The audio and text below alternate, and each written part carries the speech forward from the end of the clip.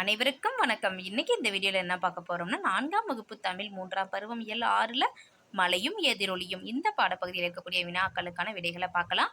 அது மாதிரி இலக்கண பகுதி பாருங்க, எழுவாய் பயனிலை அறிவோமான் இருக்கு. இந்த பகுதியில் இருக்கக்கூடிய அனைத்து பயிற்சி புத்தகத்தில் இருக்கக்கூடிய அனைத்து வினாக்களுக்குமான விடைகளை நம்ம பார்க்கலாம். இங்க பாருங்க, வினாக்களுக்கு விடையளிக்கல 4 கேள்விகள் கேட்டிருக்காங்க. இதற்கான விடையை பார்க்கலாமா? முதல் கேள்வி பாருங்க, தந்தையும் மகனும் எங்கு சென்று கொண்டிருந்தனர்? இதற்கான விடை இங்க இருக்கு பாருங்க. தந்தையும் மகனும் மலைப்பகுதியில் நடந்து சென்று கொண்டிருந்தனர். இது முதல் கேள்விக்கான விடை.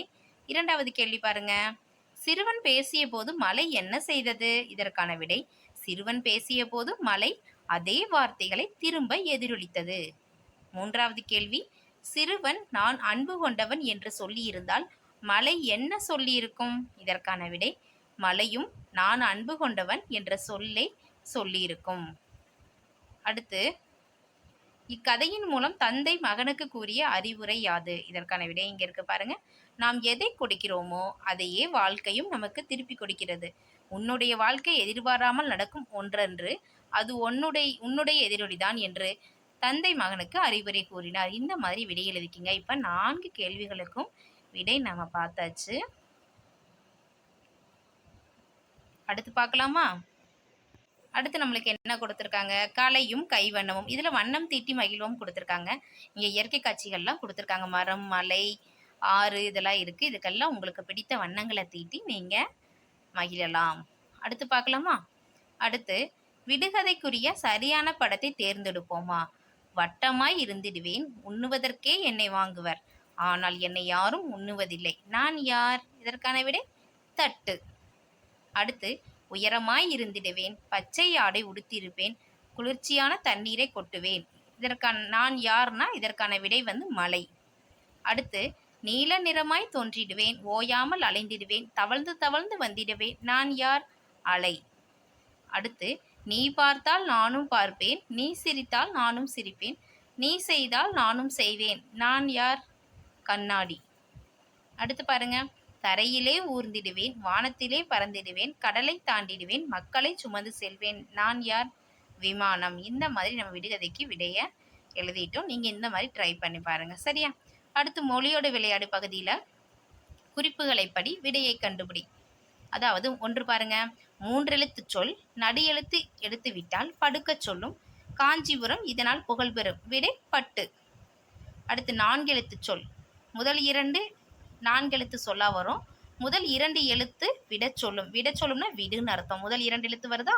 அடுத்து, கடை 2 எழுத்து, கடைன்னு கடைசி, கடை 2 எழுத்து பாட்டி சொல்வார். பாட்டி என்ன சொல்வார்? கதை சொல்வார். முதலும் கடையும் வித்தாகும். முதலும் விதை, வித்துன்னு என்ன சொல்லுவோம்? விதை. விடை விடுகதை. அடுத்து பாருங்க, 5 எழுத்து சொல் 5 எழுத்து சொல்லா இருக்கும். முதல் 2ம் இனிக்கும். 2ம் இனிக்கும் என்னது? தேன். கடைசி 3 பறக்கும். 3 என்ன பறக்கும்? சிட்டு பறக்கும். முதலும் கடையும் தேடும். தேடும்னா தேடு, அது என்ன? தேன் சிட்டு. சரியா? இந்த மாதிரி நம்ம விடை எழுதிக்கலாம். அடுத்து, அறிந்து கொள்வோம் பகுதியில் உலகின் மிக உயரமான சிகரம் இமயமலையில் உள்ள எவரெஸ்ட். தென்னிந்தியாவின் மிக உயரமான சிகரம் ஆனைமலையில் உள்ள ஆனைமுடி. இதை தெரிஞ்சுக்குங்க. அடுத்து பார்த்தோம் அப்படின்னா, இலக்கண பகுதியில் நம்மளுக்கு எழுவாய் பயனிலை அறிவோமா பகுதி கொடுத்துருக்காங்க. இதையும் நம்ம பார்த்துடலாம். அதாவது, தொடர் அப்படின்னா என்னன்னா, ஒரு சொற்கள் தொடர்ந்து அமைவது தான் தொடர்னு சொல்லுவோம். ஒரு தொடரில் பார்த்தோம் அப்படின்னா எழுவாய் பயனிலை செய்யப்பட பொருள் இந்த 3மே இருக்கும். செய்யப்பட பொருள் இல்லாமலும் வரலாம். அது மாதிரி எழுவாய் தோன்றாமலும் கூட இந்த வரலாம், தொடர் வரலாம். ஆனால் எழுவாயும் பயனிலையும் ஒரு தொடரில் இன்றியமையாத கூறா சொல்றாங்க. அதாவது, எழுவாய் செய்யப்பட பொருள் பயனிலை. முதல்ல வருது எழுவாய். அதாவது, முல்லை படம் வரைந்தால்னு இருக்கு. இதுல நம்ம கேள்விகள் கேட்கணும். யார் படம் வரைந்தார்? முல்லை படம் வரைந்தார். அந்த முல்லை அப்படிங்கிறது தான் அந்த யார் என்ற கேள்விக்கு விடைய வருதுல, அதுதான் என்னன்னு சொல்றோம் அப்படின்னா எழுவாய். குரங்கு மரத்தில் ஏறியது. எது மரத்தில் ஏறியது? அப்ப எதுங்கிற கேள்விக்கு விடைய என்ன வருது? குரங்கு. எது மரத்தில் ஏறியது? குரங்கு மரத்தில் ஏறியது. இந்த மாதிரி எது அப்படிங்கிற வினாவுக்கு விடையாய் வருவது தான் எழுவாய்னு சொல்லுவோம். அதாவது, இங்க கொடுத்துருக்காங்க பாருங்க, யார், எது, எவர், எவை, இந்த கேள்விகளை கேட்டு நம்மளுக்கு விடையா வரக்கூடிய தான் என்னன்னு சொல்லுவோம். அப்படி அந்த சொல்லத்தான் எழுவாய்னு சொல்லுவோம். அதாவது, ஒரு தொடரில் யார், எவர், எது, எவை என்னும் வினாக்களுக்கு விடையாய் வருவதே எழுவாய். சரியா? அடுத்து பாருங்க, பயனிலை. பயனிலை, அவன் வந்து, அவன் வந்து சென்றான். இதுல பார்த்தோம் அப்படின்னா 2 தொடர் குடுத்திருக்காங்க. இதுல முதல் தொடர் வந்து முழுமை பெறவில்லை. அவன் வந்துன்னு இருக்கு. முழுமை பெற்றிருக்கா? இல்ல. அவன் வந்து சென்றான் அப்படிங்கிறது தான் முழுமை பெறுது. 2ஆம் தொடர்ல முழுமை பெற்று இருக்குது. ஆகவே சென்றான் அப்படிங்கிறது தான் என்னன்னு சொல்றோம்னா பயனிலைன்னு சொல்லுவோம். அதாவது ஒரு தொடர்ல முழுமை பெறக்கூடியது எதனால முழுமை பெறும் அப்படின்னா பயனிலைனால. அதுதான் இத்தொடரின் பயனிலை. அதாவது ஒரு தொடரை முழுமை பெறச் செய்யும் சொல்லே பயனிலை. சரியா? அடுத்து பயனிலையில நம்மளுக்கு வந்து 3 வகை இருக்கு. அது என்ன அப்படின்னா பெயர் பயனிலை, வினை பயனிலை, வினா பயனிலைன்னு 3 பயனிலை வகை இருக்கு. இதுல பார்த்தோம் அப்படின்னா பெயர் பயனிலை அப்படிங்கிறது என்னன்னா அவன் வளவன் இருக்கு. இந்த தொடர்ல பார்த்தோம் அப்படிங்கிறது அவன் அப்படிங்கிறது என்னது எழுவாய். வளவன் அப்படிங்கிறது தான் பெயர் பயனிலை. சரியா? வினை பயனிலை அப்படிங்கிறது குமரன் பாடினான். ஒரு வினை அப்படின்னாவே ஒரு செயலை குறிக்குது. பெயர்னாவே நம்மளுக்கு தெரியும். பெயர் பயனிலை வந்து பெயரா அமைவது தான் பெயர் பயனிலை. வினை வந்து வந்துச்சு அப்படின்னு வச்சுக்கோ, வினை பயனிலைன்னு சொல்லுவோம். அதாவது குமரன் பாடினான். பாடினான் அப்படிங்கிறது வினைச்சொல். அந்த வினை வந்து பயனிலையா அமையுது. இத்தொடரில் குமரன் என்பது எழுவாய், பாடினான் என்பது தான் வினை பயனிலை. அடுத்து வினா அப்படின்னா கேள்வி. நீ யாருன்னு இருக்கு.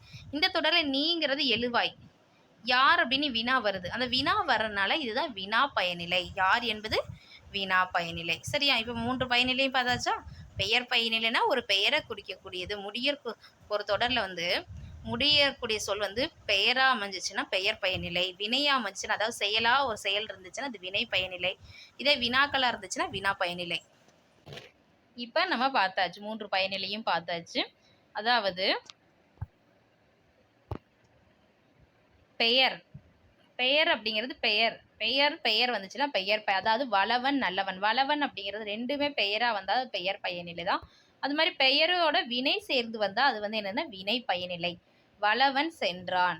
அடுத்து பாருங்க பெயர் வினா. வினா பயனிலை. இதுல கேள்வி வந்திருக்கு. அப்ப வினா பெயரும் வினாவும் சேர்ந்து வந்துச்சுன்னா அது வந்து வினா பயனிலை. சரியா?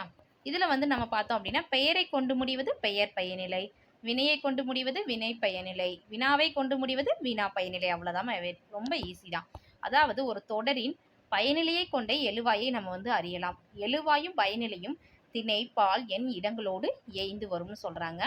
அதாவது இங்க பாருங்க, நம்மளுக்கு வந்து பயிற்சி கொடுத்துருக்காங்க. கீழ்காணும் தொடர்களில் எழுவாயை கண்டறிந்து வட்டமிடுக. இப்ப குழந்தை சிரித்தது, இது வந்து எது எழுவாய்? குழந்தை. 2வதுல கண்ணன் படம் வரைந்தான், எழுவாய் கண்ணன். பூங்கோதை பள்ளி சென்றாள், இதுல எழுவாய் பூங்கோதை. அண்ணன் தம்பிக்கு உதவினான், அண்ணன். பறவைகள் வானில் பறந்தன, பறவைகள். பசு புல் மேய்ந்தது, பசு. இது எல்லாமே எழுவாய். ஏன்னா நம்ம வந்து கேள்விகள் கேட்டோம். அப்படி கண்ணன் படம் வரைந்தான், யார் படம் வரைந்தான்? கண்ணன். அப்ப யாருன்னு கேள்வி கேட்கிறோம். பூங்கோதை பள்ளிக்கு சென்றால், யார் பள்ளிக்கு சென்றால்? பூங்கோதை. அண்ணன் தம்பிக்கு உதவினான், யார் தம்பிக்கு உதவினார்? அண்ணன். பறவைகள் வானில் பறந்தன, எது வானில் பறந்தன? பறவைகள். பசு புல் மேய்ந்தது, எது புல் மேய்ந்த? பசு. இந்த மாதிரி நம்ம கேள்விகள் கேட்டதுக்கு விடையா வரக்கூடியதுதான் எழுவாய்.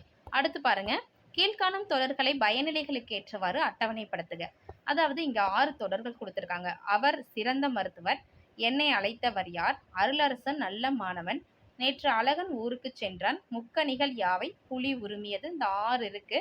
இந்த 6ல வந்து பார்த்தோம் அப்படின்னா இதுல வந்து இங்க இந்த தொடருக்கு ஏற்ற பயனிலைகளை நம்ம வந்து அட்டவணைப்படுத்தி இங்க எழுதணும்.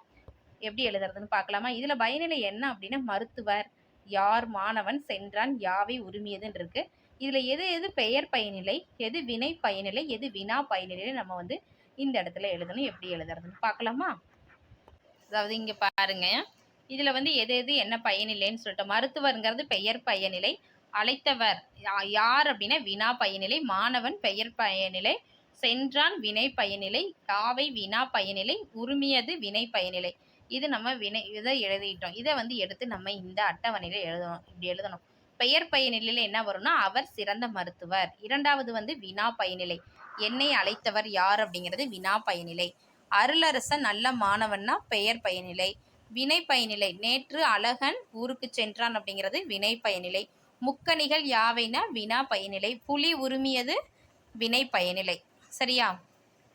அதாவது கேள்விகள் வந்துச்சு அப்படின்னா என்னை அழைத்தவர் யார், முக்கணிகள் யாவை, இந்த மாதிரி வினாக்களுக்கு விடையா வருது வினா பயனிலை. வினாக்களை கொண்டு முடிந்தால் வினா பயனிலை. வினை பயனிலைனா ஒரு செயலை கொண்டு முடிந்தால், சென்றான் உரிமையதுங்கிறது ஒரு செயலை குறிக்குது, இது வினை பயனிலை. இதே வந்து பெயரோட ஒரு தொடர் முடிந்துச்சு அப்படின்னா, அதாவது பெயரை கொண்டு முடிந்தால் மருத்துவர், மாணவன் அப்படிங்கிறது ஒரு பெயரை குறிக்குது. இந்த பெயரை குறித்து முடிந்தால் அது வந்து பெயர் பயனிலை. அவ்வளோதான். இந்த மாதிரி நம்ம எடுத்து எழுதிக்கலாம். சரியா? அடுத்து பாருங்க, நீதி நெறி விளக்கம். இந்த பாடப்பகுதியில் இருக்கக்கூடிய அனைத்து வினாக்களுக்கான விடையை நம்ம அடுத்த வீடியோவில் பார்க்கலாம். இந்த வீடியோ உங்களுக்கு பயனுள்ளதாக இருந்துச்சுன்னா நம்ம சேனலை சப்ஸ்கிரைப் பண்ணுங்கள், லைக் பண்ணுங்கள், ஷேர் பண்ணுங்கள். Thank you to all.